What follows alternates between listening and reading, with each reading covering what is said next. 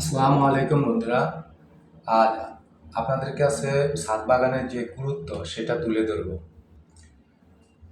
এই যে এই মুহূর্তে ঢাকা যে তাপদাহ, আজ এপ্রিল মাসের 23 তারিখ।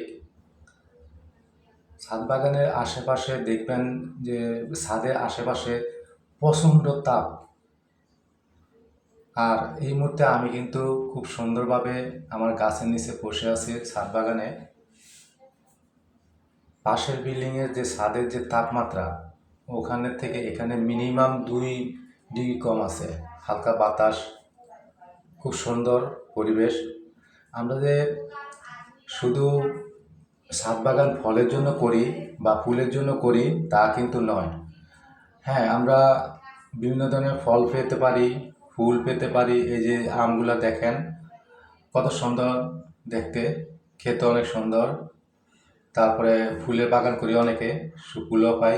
আসলে শুধু যে ফুল বা ফলের জন্য আমরা বাগান করি, ছাদ বাগান, তা কিন্তু নয়।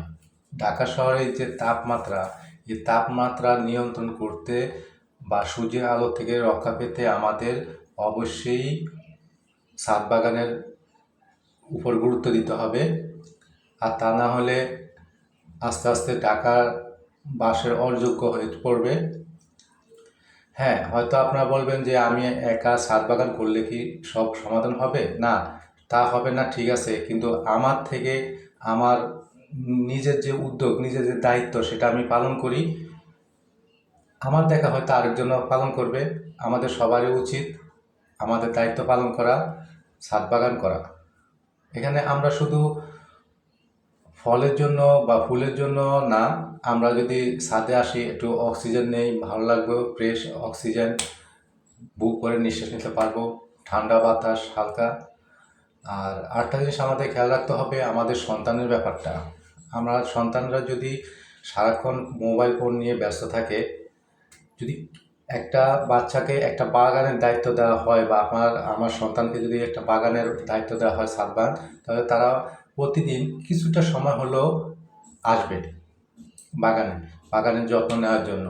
অন্তত 1 ঘন্টা সে যদি বাগানে থাকে, তাহলে অবশ্যই তার মোবাইল থেকে দূরে থাকবে। আর এই মোবাইল সব মানুষের সব কিছু নষ্ট করে দিচ্ছে।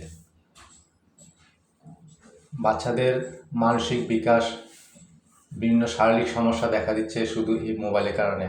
যদি সে একটা বাগানের দায়িত্ব নেয়, তাহলে অবশ্যই কিছুটা সময় বাগান থেকে, মোবাইল থেকে দূরে থাকবে বা প্রকৃতির সান্নিধ্যে আসবে, ভালো লাগবে শরীর এবং মন। শুধু বাচ্চারা না, বয়স্ক মানুষরাও একই অবস্থা।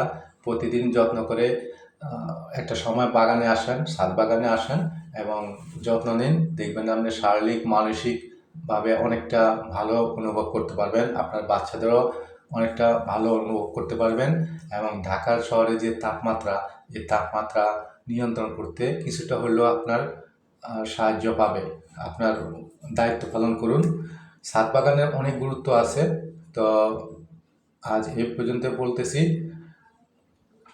যদি সম্ভব হয় আপনার বাড়ির সামনে বা ছাদে একটা সুন্দর বাগান করবেন। বাগান করলে আপনারই ভালো হবে।